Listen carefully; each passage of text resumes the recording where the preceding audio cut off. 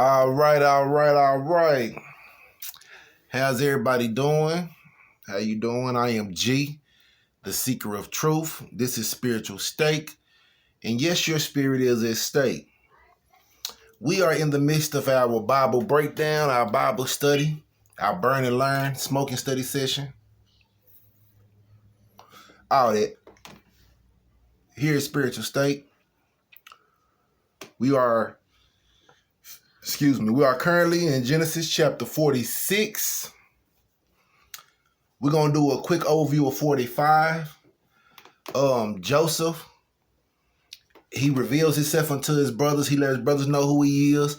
He tell his brothers, don't feel bad for what y'all did to me, because everything y'all did for me, God took it and he used it to my advantage. God, he allowed everything that y'all did to me. He allowed y'all to do it to me so I could be put into the position that he needed me to be in.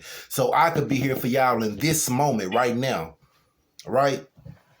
And then he asked her for his father.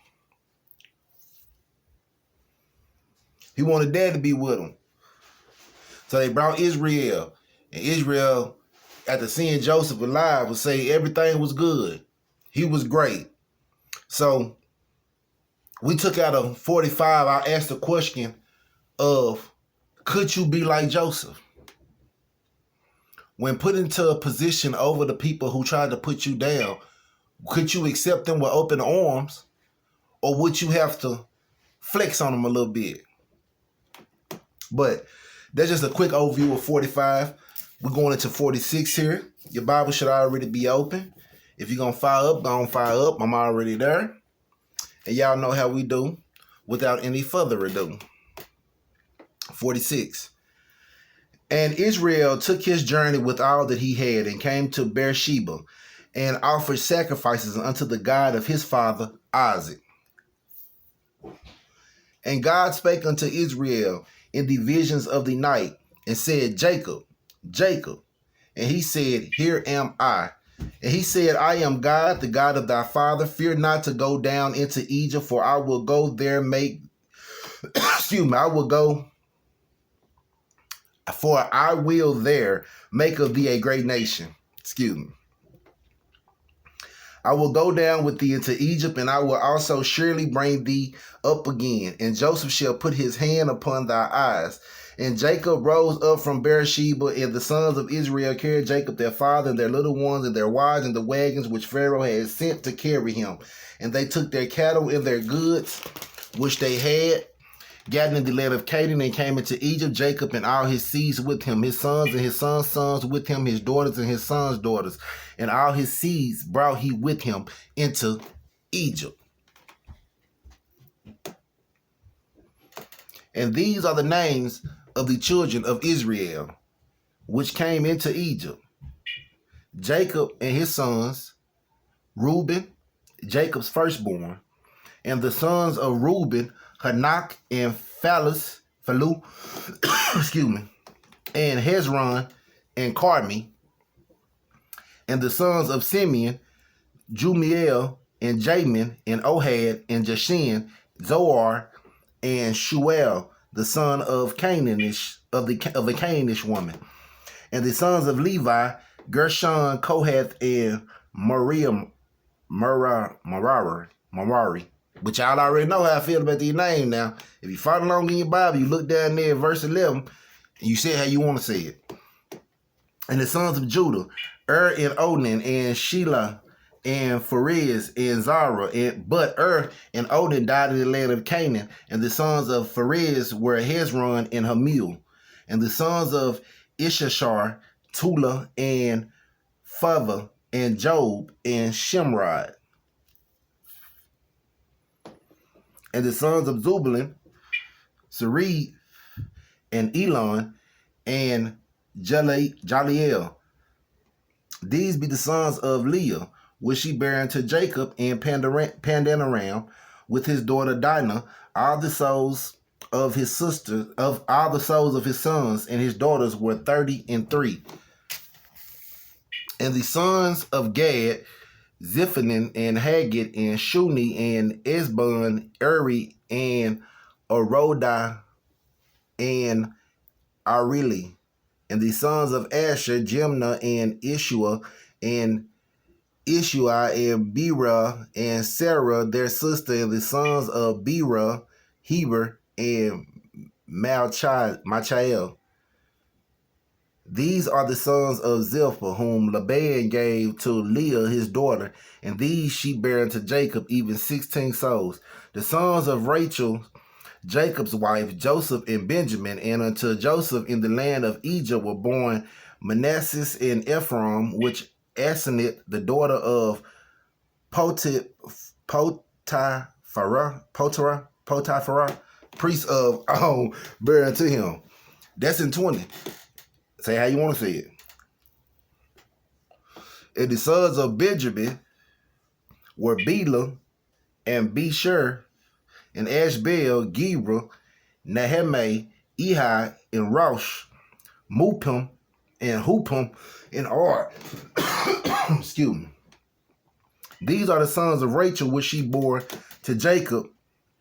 All the souls were 14. And the sons of Dan, Hashim, and the sons of Naphtali, Jaziel, and Guni, and Jezer, and Shelem. These are the sons of Bela, which Laban gave unto Rachel his daughter, and she bare these unto Jacob. All the souls were 7. All the souls that came unto Jacob into Egypt, which came out of his loins, besides Jacob's son's wife, all the souls were 66. And the sons of Joseph, which were born him in Egypt, were 2 souls. All the souls of the house of Jacob, which came into Egypt, were 70. And he sent Judah before him unto Joseph to direct his face unto Goshen, and they came into the land of Goshen. And Joseph made ready his chariot and went up to meet Israel his father to Goshen, and presented himself unto him, and he fell on his neck and wept on his neck a good while. And Israel said unto Joseph, Now let me die, since I have seen thy face, because thou art yet alive. And Joseph said unto his brethren and unto his father's house, I will go up and show Pharaoh, and say unto him, My brethren and my father's house, which were in the land of Canaan, are come unto me. And the men are shepherds, for their trade has been to feed cattle, and they have brought their flocks and their herds and all that they have. And it shall come to pass, when Pharaoh shall call you and shall say, What is your occupation? That ye shall say, Thy servant's trade has been about cattle from our youth even unto now, both we and also our father, that ye may dwell in the land of Goshen, for every shepherd is an abomination unto the Egyptians. Now, that was 46. And y'all know how I feel about deflection, right? We didn't have to know all them folks' name. That was irrelevant, useless information. You know when we could have had knew all them people name, what we should have knew all them people name, what a genealogical pool should have had been broken down to the lowest common denominator in Genesis, when we were trying to figure out who Cain was scared of. That's when we need a genealogical breakdown of where all these other folks come from. Right here in the middle of 46, excuse me, we don't need no genealogical breakdown. But it's a deflection.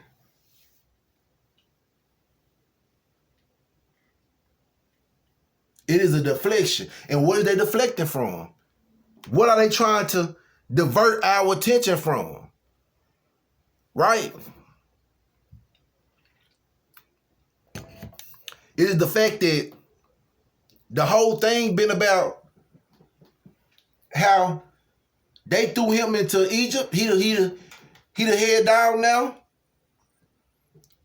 His daddy he want to see his daddy. His daddy said, I see my son face one more time, I can die. But while he is the head man in Egypt, he telling his family to go lie to the Pharaoh and tell the Pharaoh they cattle breeders, because in Egypt, they are looked at as abominations, so they can stay in the land that they already in, or they can go into Goshen. Is that what they trying to hide in there? Was that the deflector?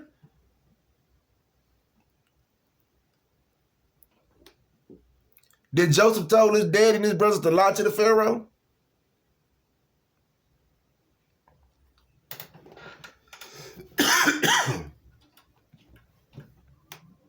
You asking him to go do something that you don't even do. You don't lie to the Pharaoh.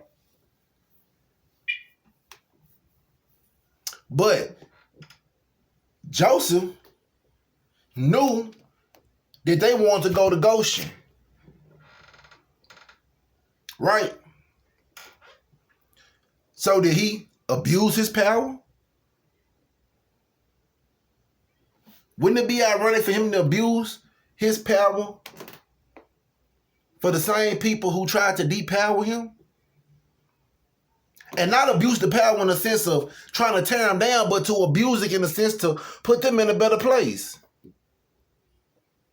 You see, we can talk about Zephaniah and Haggai and Shuni and Esbon and and Adari and Ariella and however else you want to pronounce it if you looking in your Bible and going along word for word. But at the end of the day, that ain't got nothing to do with what happened in 46. That ain't got nothing to do with what happened in 46.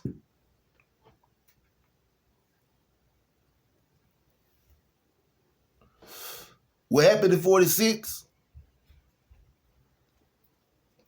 was a true forgiving, a true peace, right? And you say, well, gee, how is that a true? Where'd you get a true forgiving from? Because it's one thing to tell somebody that I forgive you. It's another thing to show somebody that you forgive them. But it's on a whole nother level of forgiveness of a person when you go out of your way to put them in a better position. That's not only saying you forgive them, that's not only showing you that is an active. I don't even remember none of these things no more.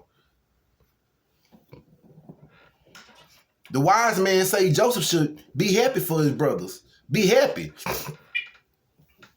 Be thankful for them. Thank y'all for being bogus. Thank y'all for trying to throw me to the wolves. Because that was the best thing that ever happened to me. Now, we have to look at our worst situations. Right? Now, it's a saying say, you are supposed to want for your brother what you want for yourself. Right? If you want forgiveness for the things that you did to people, for the times that you let the negative get the best of you, then how can you not forgive with the same amount of forgiveness in what you want? We can wrong somebody and we was just in our feelings in that moment. We didn't really mean it. We wanted to be forgotten, forgiven, and erased from memory. Let's keep on going like it never happened. But a person to wrong us and as for, I wouldn't try and do that. I was in my feelings. And we won't let that go.